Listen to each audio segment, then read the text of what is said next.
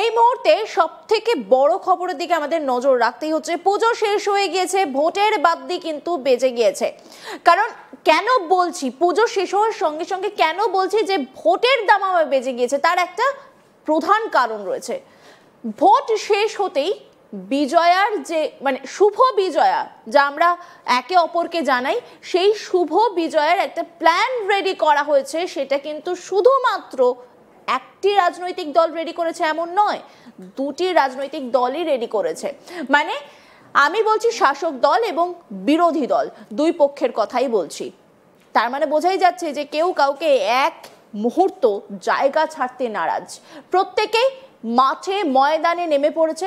সামনেই রয়েছে বিধানসভা নির্বাচন, আর সেই বিধানসভা নির্বাচনের আগে দুটো রাজনৈতিক দলই কিন্তু মাঠে ময়দানে নেমেছে এবং বিজয় সম্মেলন বাঙালিদের সম্মেলন, বাঙালি উৎসবের একটা আমেজ সেখানে।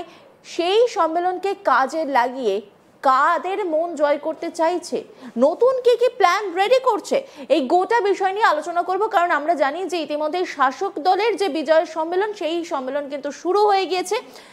এরপরে কি প্ল্যান রয়েছে? অভিষেক ব্যানার্জি কোনো মাস্টার প্ল্যান, নাকি মমতা বন্দ্যোপাধ্যায় অন্য কোনো স্ট্র্যাটেজি তৈরি করে ফেলেছেন ইতিমধ্যে? সেই নিয়েই কথা বলবো। আমাদের সঙ্গে রয়েছে আমার কলিগ অনির্বাণ।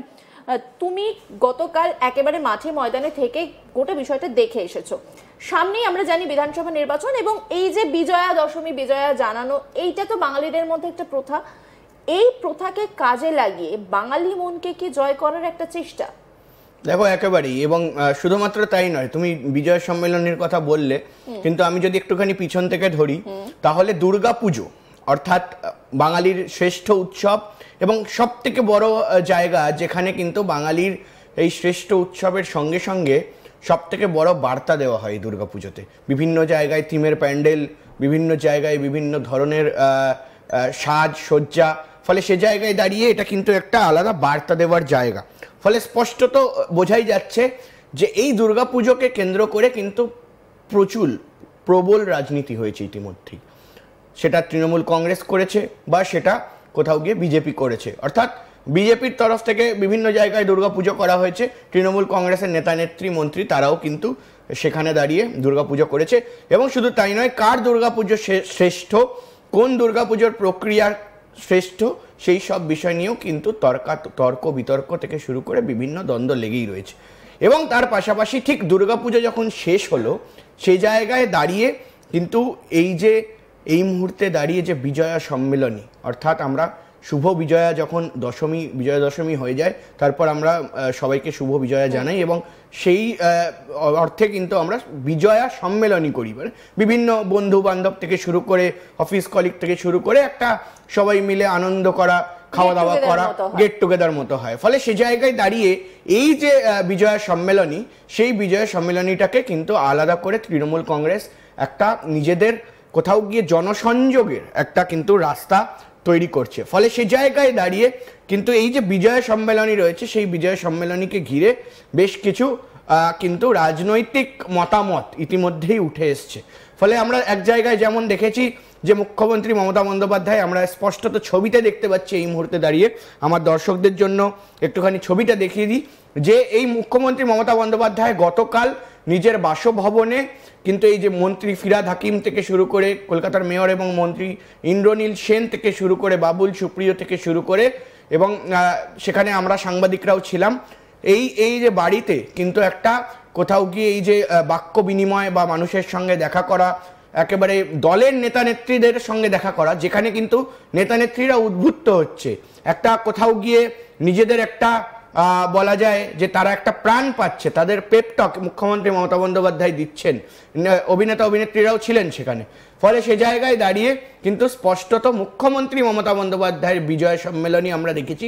এবং ঠিক তার পাশাপাশি একই সময়ে কিন্তু গতকাল অভিষেক বন্দ্যোপাধ্যায়, বলা হয় তৃণমূল কংগ্রেসের সেকেন্ড ইন কমান্ড এবং সাংসদ ডায়মন্ড হারবারের, তারও যে বিজয় সম্মেলনীর ছবি, সেই ছবি আমরা এই মুহূর্তে দেখাচ্ছি।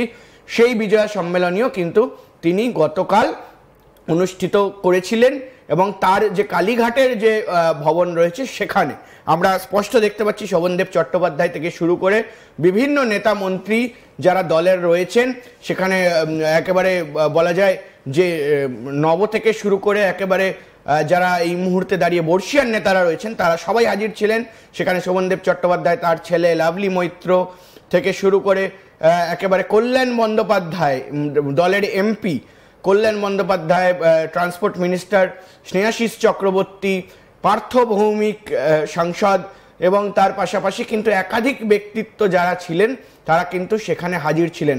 এবং সবথেকে স্পষ্ট একটা ছবি এই মুহূর্তে আমি বলবো পিসিআরকে চালাতে, যে এই জনসংযোগ প্রক্রিয়ার মাধ্যম দিয়ে কিন্তু এমপি থেকে শুরু করে দেখো এই মুহূর্তে দাঁড়িয়ে এই যে ছবিটি, সেই ছবিটি অত্যন্ত তাৎপর্যপূর্ণ। অভিষেক বন্দ্যোপাধ্যায়, পার্থ ভৌমিক, ঋতব্রত বন্দ্যোপাধ্যায়, কল্যাণ ব্যানার্জি দলের একেবারে বলা যায় যে তাবর যারা এমপিরা রয়েছেন তাদের সঙ্গে বসে আলাদা করে বৈঠক করছেন এবং স্নেহাশিস চক্রবর্তীও সেখানে রয়েছেন, ট্রান্সপোর্ট মিনিস্টার, একেবারে ডান হাতে। ফলে সে জায়গায় দাঁড়িয়ে সেখানে কিন্তু একটি বিশেষ যে আলোচনা, সেই আলোচনা কিন্তু হয়ে যায় যে কোন জেলায় কেমন চলছে। একেবারে ঘনিষ্ঠ মহল সূত্রে যে খবর রয়েছে আমার কাছে যে অভিষেক বন্দ্যোপাধ্যায়, অনির্বাণ এই বিষয়টাতে আমরা আসছি, তবে তার আগে আরো একটা বিষয় নিয়ে আলোচনা করতেই হচ্ছে। প্রত্যেক বছর ভোটের আগে বলো ভোটের পরে বলো আমরা একটা বক্তব্য সবসময় শুনি যে কোথাও গিয়ে হয়তো দূরত্ব তৈরি হচ্ছে, নবীন বনাম প্রবীণের দূরত্ব তৈরি হচ্ছে, তাদের মধ্যে একটা লড়াই হচ্ছে। বারবার অভিষেক বন্দ্যোপাধ্যায় সেই বার্তা দিয়েছেন যে না, কখনোই কিন্তু এই নবীন বনাম যে প্রবীণ এই দ্বন্দ্ব তৈরি করা যাবে না, সবাই একসঙ্গে কাজ করতে হবে। এই যে বিজয় সম্মেলনের যে ছবিগুলো আমরা দেখাচ্ছি সেখানে কি সেই বার্তাটাই কোথাও গিয়ে আরো একবার স্পষ্ট হচ্ছে? কারণ আমরা দেখলাম সেখানে দলের মানে প্রত্যেকে রয়েছেন, সেখানে নবীন প্রবীণ কোনো ভেদাভেদ নেই। একেবারেই তাই, এবং সেটা কিন্তু স্পষ্ট আমরা কয়েকদিন ধরে দেখলাম যে যেমন গতকাল মুখ্যমন্ত্রী মমতা বন্দ্যোপাধ্যায়ের যে বিজয় সম্মেলনী ছিল বাড়িতে, নিজের বাসভবনে, সেখানে সবাই গিয়েছিলেন এবং ঠিক অভিষেক বন্দ্যোপাধ্যায়ের কাছেও কিন্তু সবাই তারপরে আসেন এবং বিভিন্ন নেতা মন্ত্রী থেকে শুরু করে প্রবীণ যারা রয়েছেন তারাও ছিলেন, নবীনরা কিন্তু অবশ্যই এসছেন। ফলে সে জায়গায় দাঁড়িয়ে সেটা 21শে জুলাইয়ের মঞ্চেও আমরা স্পষ্ট দেখেছি যে তৃণমূল কংগ্রেস কিভাবে নিজেদের ঘর গোছাচ্ছে বা কোথাও এই নবীন প্রবীণ বিভিন্ন দ্বন্দ্ব রয়েছে সেই দ্বন্দ্বগুলোকে ধীরে ধীরে কিন্তু মিটিয়ে দেওয়ার চেষ্টা করছে।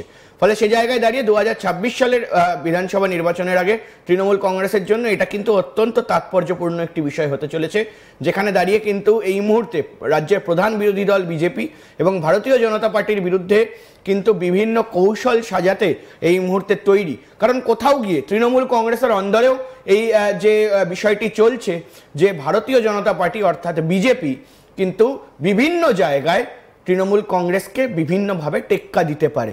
ফলে ইতিমধ্যেই তাদের সিট সংখ্যা অনেকটাই কম হলে আগামী দিনেও কিন্তু এই সিট সংখ্যা বাড়বে না এমনটা কোনো গ্যারেন্টি দেওয়া যায় না।